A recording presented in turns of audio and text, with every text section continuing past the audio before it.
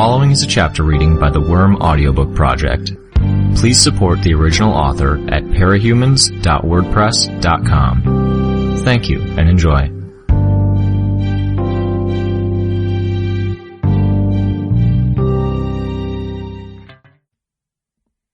He's talking to her about Cauldron, I said, and Coil.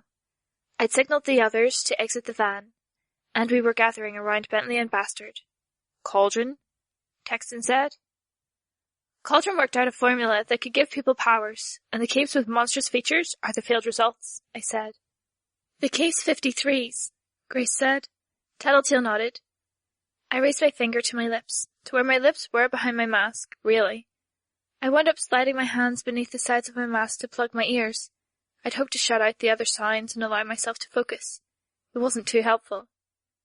Tattletale murmured something to Gru, and he surrounded us with darkness, leaving a clearing so we could communicate. It would take me a second to realize why. Were he and Tattletale hoping to mask us from Noelle's other senses? Rachel's dogs could smell through the darkness, couldn't they? It wouldn't stop Noelle if she was really smelling us. Saying he knew them, Noelle said. Is that a question?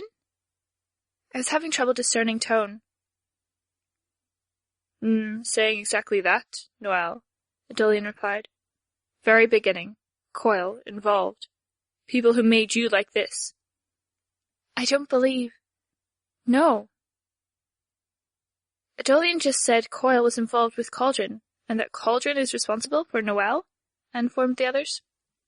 Another of Coil's schemes? Gru asked. But why would he make Noelle? What does that serve, really? He didn't make her, Tattletale said, but the rest is very possible. I'd spoken because I was worried. I wouldn't get a chance later. Between fatigue affecting my memory and the possibility of an imminent fight, I'd missed some of what Adolian said in the process. Help you? I have too many. She said one word that was too complicated for me to make out. Of help. Can't get my hopes. I was disappointed in how limited these senses of mine were. They were useful, but the tactile nature of my swarm sense left me blind as to people's changes in expression, and listening in like this, I could only catch the individual speech sounds, working out how they fit together into words while trying not to fall too far behind.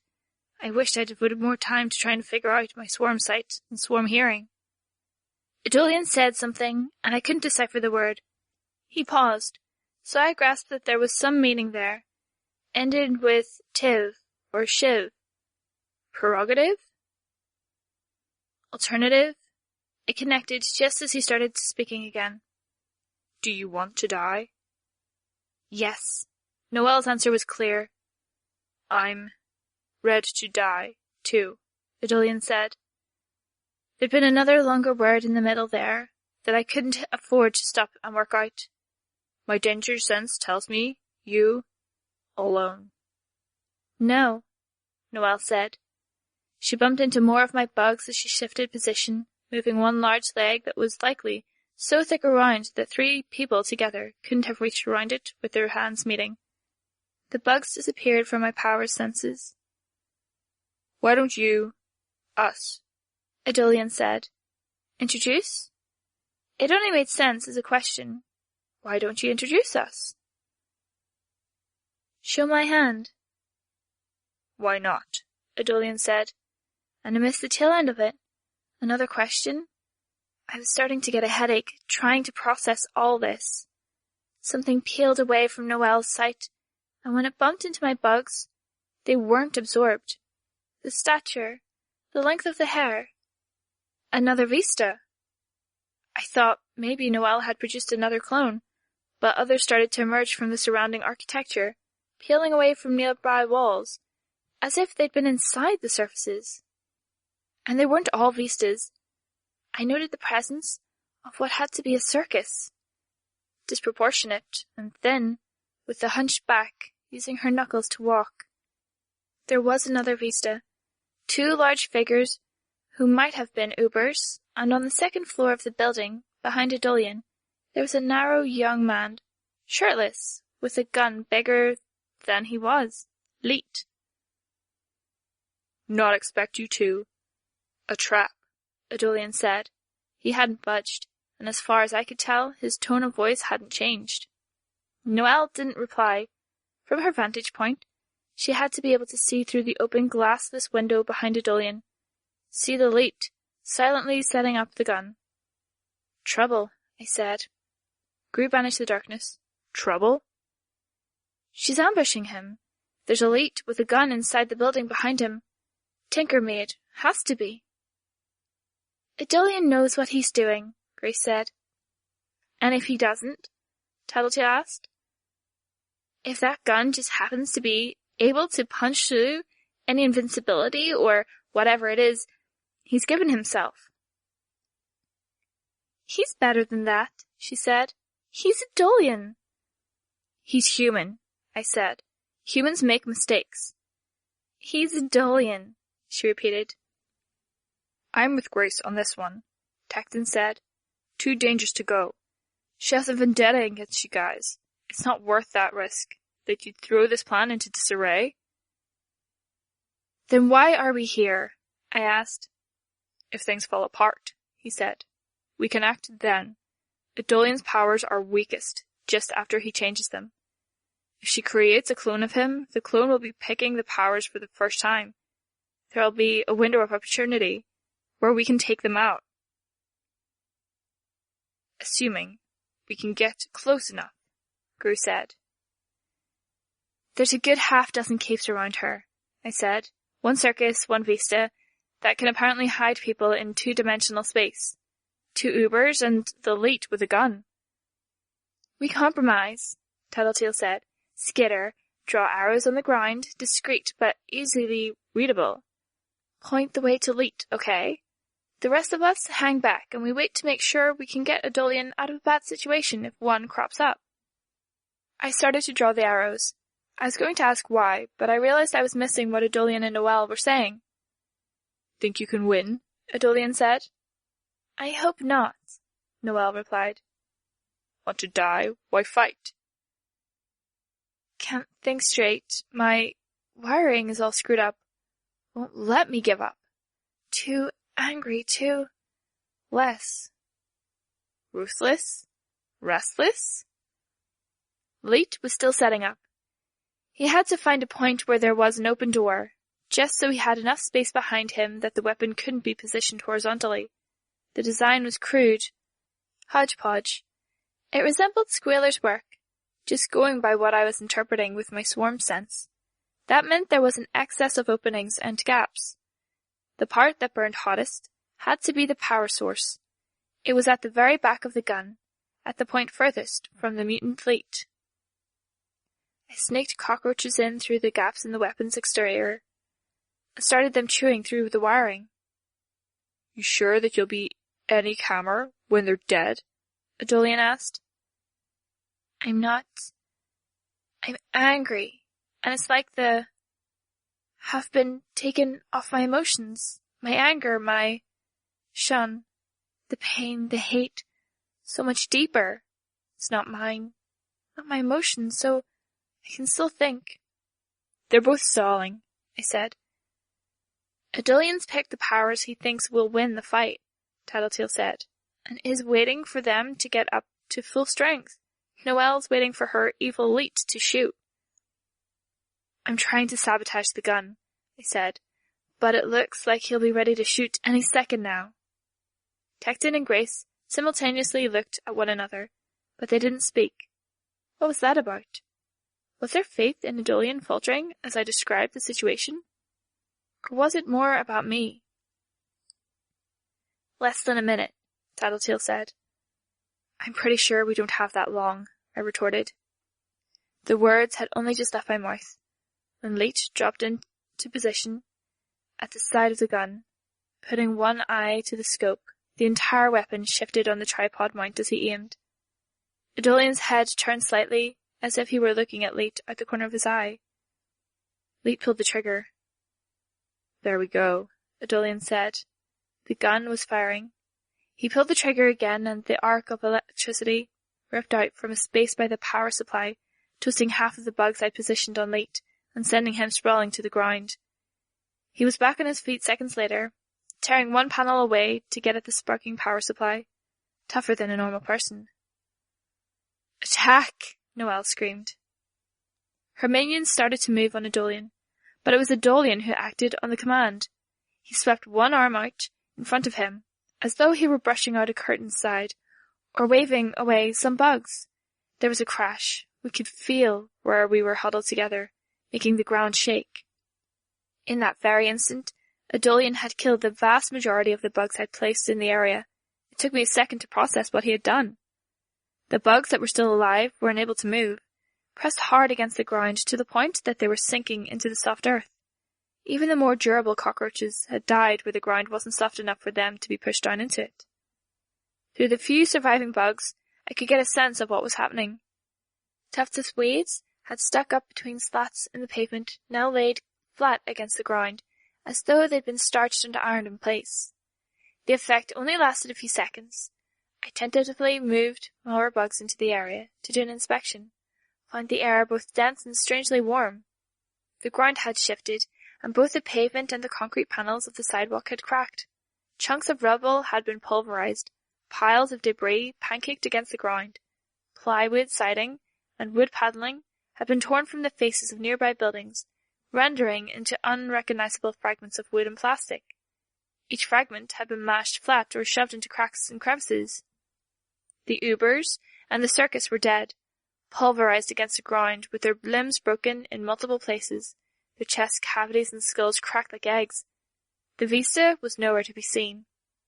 Adolian hadn't moved, and a tentative search told me that Noelle was still standing. My swarm noted the presence of blood dripping from the ground beneath her massive body. Adolian said something, but I didn't have enough bugs in the area to hear him. "He just crushed everything around her," I said, almost as if he dropped a house-sized invisible anvil around her. "Around Imp?" Tattletale asked, gripping my arm. "Around Noelle," I said. "What do you mean, Imp?" "The building where Leet was," Tattletale started, grabbing my arm. "Did he hit it?" "No." "Turn the arrows around. Give every warning you can. We just sent Imp there to deal with Leet." I did as she asked, using every bug I could draw warnings, turning the arrows to point into a retreat.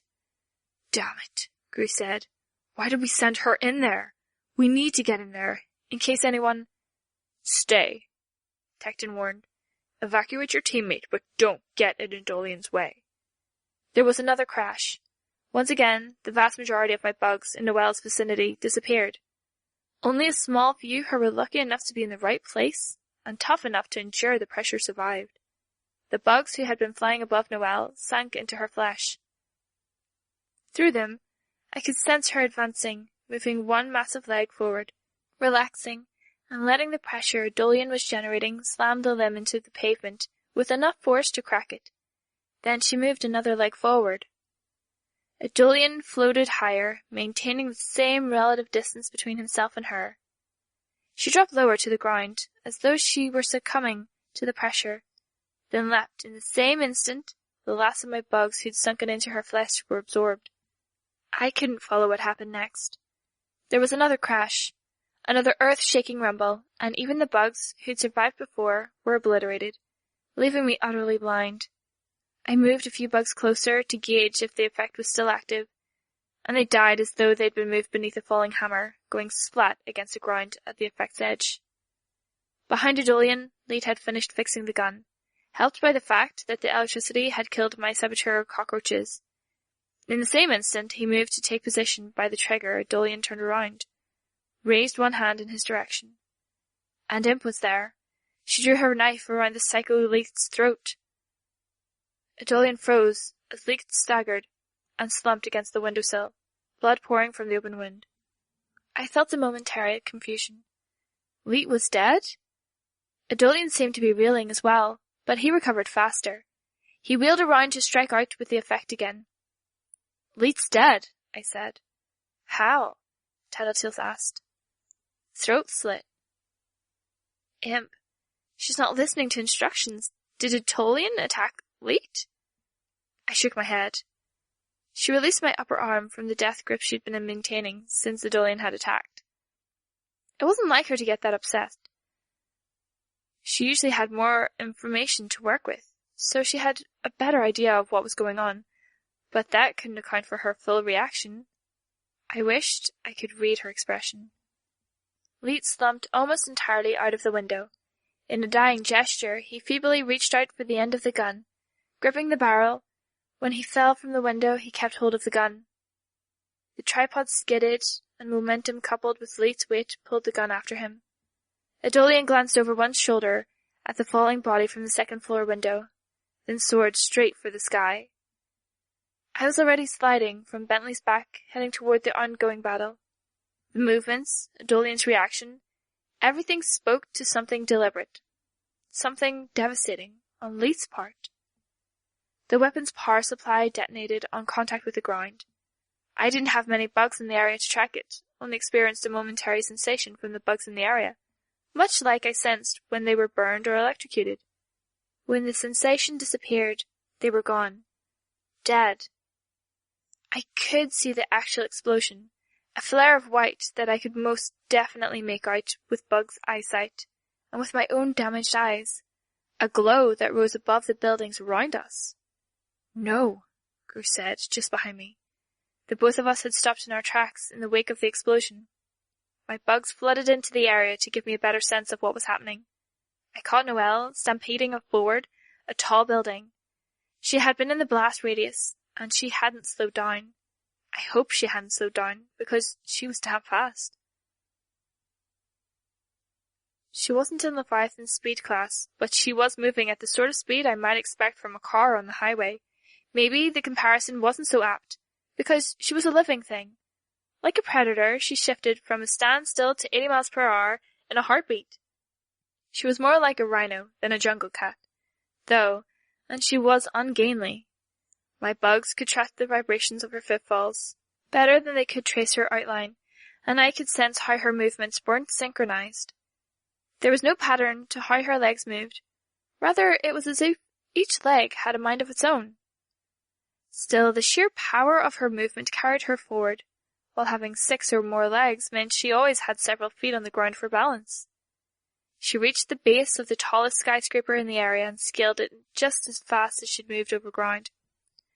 Chunks of concrete were pulled and clawed away as each of her feet found and made footholds. The debris fell in her wake, but her movement was steady and unfaltering. Adolian turned her way, laid down that same pressure he'd applied earlier, tearing a full third of the building to the ground. A large part of the upper floors were cast straight down, torn free from the buildings outside. The debris moved straight down, with such force that it punched through as many as 5 or 6 of the floors below. Noelle was already moving out of the way as the attack landed, circling around to the other side of the building, still climbing. She reached the top before the dust from Adolian's destruction rolled past us. I held my breath. I couldn't afford another coughing fit. We made our way to the spot where their fight had started, where Adolian's power had struck. The pavement had been depressed until it was a good 2 feet lower than where we were standing. Imp, Gru breathed the word, stepping down to the depressed pavement and breaking into a run as he headed for the explosion site. Tattletale gave me a hand in stepping down as we followed. It wasn't necessary, but I didn't turn her down. The explosion had shattered one exterior wall of the building and scorched the inside. My swarm fanned out to search the building's interior. It didn't take long to find her on the second floor. She was so caked in dust and debris that I'd almost mistaken her for a piece of wreckage. Second floor, near the back. Stairwell is this way. Noelle, I realized, was vomiting from one of the 3 mouths on her lower body. The slurry contained a human being, naked. The ulcerous growths all over her body. Circus? And Noelle wasn't in contact with Circus. Fuck me, I said. Is she hurt? Gru asked. It took me a second to realize he meant Imp. I shook my head. I don't know. I'm swearing because it's Noelle. She's creating clones, and she's apparently doesn't need to be in constant contact to do it. She does, Tattletale said. Everything the traveler said indicated it, and my power corroborated. She's touched people before and hasn't produced any of them in the time that she has with Coil. Maybe it's a short duration thing, I said. We reached the staircase. I was a little slower than my teammates in ascending the stairs. My stamina was nowhere near where it needed to be, and my chest was aching as I breathed harder. It made talking harder. She absorbs someone, and she can create clones for a little while after. Maybe, Tattletale said. We reached the top of the staircase. The floor wasn't entirely intact at the landing, so Bitch and her dogs hung back. With the damage the explosion had done to the exterior wall, I could feel the saltwater-scented air stirring my hair. We reached Imp's side. She had slumped against an intact wall. I worked with Gru to clear away the pieces of wood and concrete that had joined Imp and being thrown against the wall. "Turn around," Tattletale ordered Tecton and Grace. Tecton listened. When Grace didn't immediately obey, he grabbed her by the shoulder and forced her around. Gru took off Imp's mask. My bugs traced her, and I could sense the trail of blood running from one of her ears. "Hey," Aisha murmured. "Owie." "Are you hurt?" I asked. "Ear hurts. Hurt all over where I hit the wall." "That ear's a ruptured eardrum," Tattletale said. "Shitty," Aisha said. "At least I save money not having a reason to buy surround sound when I get my own entertainment system." "You're not so lucky. It'll heal," Tattletale said. "Did you hit your head?" Gru asked. "No," Tattletale and Imp answered in the same moment. Gru smacked his sister lightly across the head. "Idiots, you're supposed to listen when we give you orders." "I know why you were giving that order," Imp said. "He wanted me to clear out in case he smushed this building. Except I knew I couldn't get out fast enough. I figured I'd take out that gun guy." "Leet," I supplied. "Leet, yeah." Gru cuffed her across the head again. "Hey," Aisha said. Then she cringed, or winced as if in pain. "Ow." "What?" In a quieter voice she said, "Ear hurts when I speak too loud. Stop hitting me. It was the right call." "You didn't listen," Gru said. He took the mask from Tattletale and helped Aisha put it on. "Get up." Imp stood, then wobbled. "Dizzy." "Ruptured eardrum will do that," Tattletale said. "Let's go. We should see what we can do to help against Noelle." Gru and Tattletale supported Imp between them as we made our way to the stairwell. I turned my attention to the fight. Adolian's holding his own. "Told you," Grace said. "He's using that pressure." "Gravity," Tattletale said. "Right. He's using supercharged gravity to try and pin her down and simultaneously take out any of the other clones she spits out. He's staying out of reach with flight. And he said something before about a danger sense? Precognition, I guess?" "Didn't help him stop the explosion," Regent commented. "It let him move well out of the way before it went off," I said, "and it's helping him when Noelle tries to trick him. I don't even know how to put it. She's wearing a Vista that can turn two-dimensional, and the Vista is helping keep her other clones alive. Whenever Adolian moves, like he's about to drop that gravity magnification on them, she folds Noelle's clones against whatever surface they're touching and then pastes herself into Noelle." "Can we help Adolian by taking the Vista out?" Gru asked. "I don't know how we'd get the Vista without attacking Noelle," I said. "Adolian can hold onto about 3 serious powers at a time," Tecton said. "If he's packing flying, danger sense, and gravity manipulation, that's it. Sometimes he does 4, but 2 or 3 of them are usually pretty minor. Enhanced accuracy, whatever." "Unless the flying's an extension of the gravity manipulation," Tattletale pointed out. "I'd guess he's maintaining a kind of power immunity, in case Noelle manages to close the distance or one of her underlings tries to hit him from range." I could follow the fight as Noelle leapt to another rooftop. Being airborne, she might have been vulnerable if Adolian had been able to devote his full attention to her, given how it was possible to dodge while midair. But she timed the jump to coincide with the killer's circus pyrotechnetic attack on Adolian. The hero destroyed the circus with the use of his gravity power, and I could guess that the same power had destroyed any incoming fireballs she'd thrown his way, because he wasn't even touched by any hot air. The top floor of the building the circus had been standing on was still collapsing as he directed another gravity slam into the direction of Noelle's landing point. She was already moving on, leaping to a building face that Adolian wouldn't have a line of sight to. The degree of mobility the pair had meant that it was hard to get bugs in a position where I could follow what was going on. I moved the bugs up through various buildings, spreading them out as best as I could. In tracking the movements of the bugs through the buildings, I got a sense of where Adolian had done damage and where the civilians were. He's doing a fantastic job of avoiding hitting any civilians when he uses his powers. "Told you," Imp said, mimicking Grace's tone in the same moment Grace said, "Of course." Imp laughed, then winced at the pain it caused her. "Could be an extension of his danger sense," Tattletale suggested. We reached the stairwell, and the others declined to go back for the van. Imp and I got on Bentley's back. I sat behind Imp so I could keep her from falling. We weren't broadcasting it to the Tecton and Grace, but I wasn't in great shape myself. Even if Bentley wasn't the most comfortable way to travel with a cracked rib, it still beat running. I pointed the way, and we were headed for the site of the battle. I wasn't exactly sure what we could do. This was a fight between titans. Adolian had hit Noelle 1,000 times as hard as any of us were capable of. She hadn't even slowed down. I was getting increasingly worried that there was some factor here that would decide the battle, something I should grasp, but wasn't.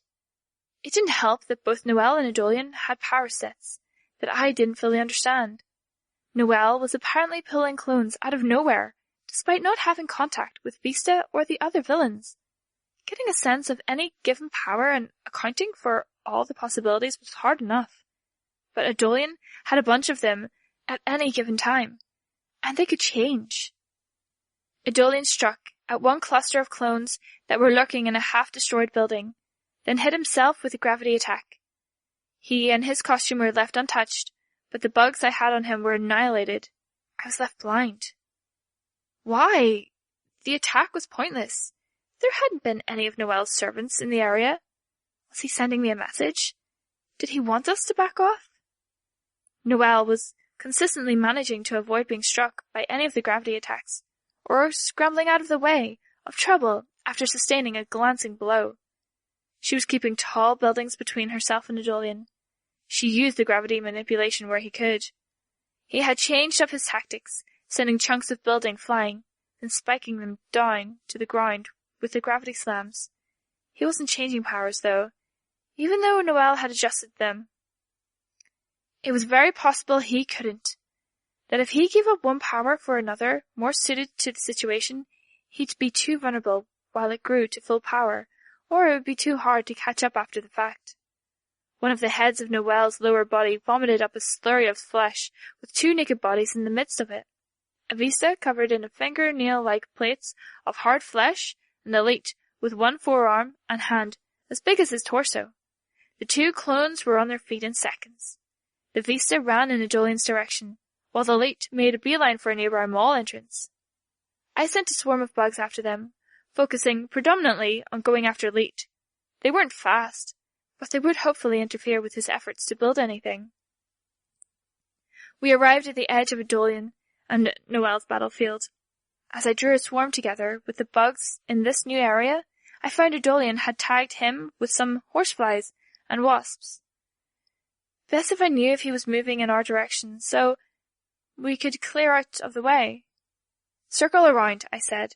"We keep eyes on one another, but our goal is to clean up clones wherever we can, so we need a broad perimeter." "Got it," Gru said. Tecton nodded as well. Rachel signaled, and Bentley ran. Tecton and Grace moved as one pair, while Regent, Gru, and Tattletale formed another group. The Elite had entered a mall.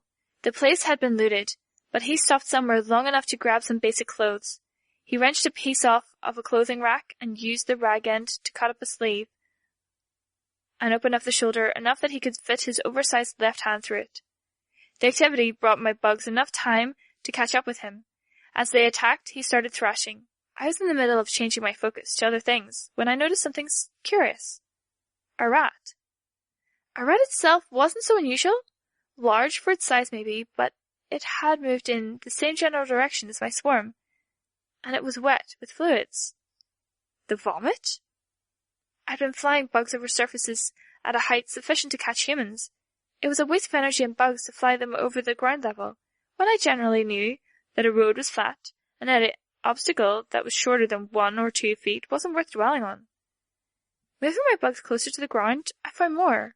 Rats, wet with the fluids of Noelle's vomit. She'd absorbed rats? She wasn't limited to cloning people? I made a point of searching the vermin out and killing them with my bugs. I'd played exterminator once before, not over so large an area, but I'd done it. I pointed the way to Noelle, and Rachel changed direction. Adolian was dealing with the last Vista clone that Noelle had spawned. The girl wasn't going on the offensive, but she was using her power to move quickly. Using every spare moment to raise lumps of pavement and concrete from the ground, sculpting them into rough images of Noelle. It would be sunrise now, but in the dim light, they would be something that they distracted Adolian, and potentially drew his fire. He paused in his attempted murder of the mutant girl and eradication of the statues, striking himself with another gravity slam. Again, he killed every insect I had on him. Was he aware of something we weren't? Noelle turned toward a group of people who were evacuating one of the buildings that had taken damage. Before I could open my mouth to shout a warning or take an action, she lunged into the lobby of the building. The people she touched were absorbed as quickly and as easily as if she were quicksand. Some were almost drawn in. It took a minute and a half for her to form the clones within her. We closed the distances as her body swelled. When she'd reached critical mass, each of the 3 mouths on her lower body opened to heave out a tide of blood and gore, along with 18 or 20 people. Half of the people she'd heaved out had clothes, the other half had mutations. The mutants were on their feet as soon as they could find traction in the sludge. The innocents seemed as though they could barely move. One of the people was Vista. I realized, not a clone, she was costume. An extremity, a tentacle or tongue, extended from one of the Noelle's lower mouths to wrap around the Vista's midsection. The girl was hauled into the mouth and swallowed in a flash. She's keeping them? I said. What? Tattletale asked. The capes she keeps spitting out. Circus, Uber, Elite, and Vista. She's holding the 4 of them inside her so she can keep creating more clones. She doesn't have to let people go, Tattletale said. Fuck me. We won't be able to kill her without killing whoever she's holding inside her. As the mutant clones around Noelle began to thrash and strangle the near-helpless victims, their makers shifted position, stepping on arms and legs. Her body was orientated more towards Adolian. I wasn't willing to sacrifice bugs to know her exact position, but I got the sense she was looking up at him, despite the fact that there were several buildings between her and him. She had made contact with the bugs I had in her immediate vicinity as she twisted her body to look towards us. Then she ran in the other direction. We rescued the people she just vomited out. Clear away the clones, I said. I used the bugs I'd gathered near the other 2 groups to speak to them. Then we signal Adolian and chase Noelle. We need to get in contact with the heroes. Whatever Adolian's plan is, it's not working. I could track the rats that were crawling out of the vomit. A dozen of them, and they were homing in on people, savagely biting and clawing into any flesh they found. I made sure to cluster my bugs in a dense swarm as I could afford, to keep them contained. The bugs I didn't devote to the task worked to disable and distract the more mundane clones. I might have missed it if I hadn't had the bugs pressed together to contain rats. I had missed it already, countless times. Wasps, hornets, and cockroaches were crawling free of the slurry of flesh that Noelle had vomited into the building's lobby. They were attacking my bugs, and any people they found. I couldn't sense them, and I couldn't control them.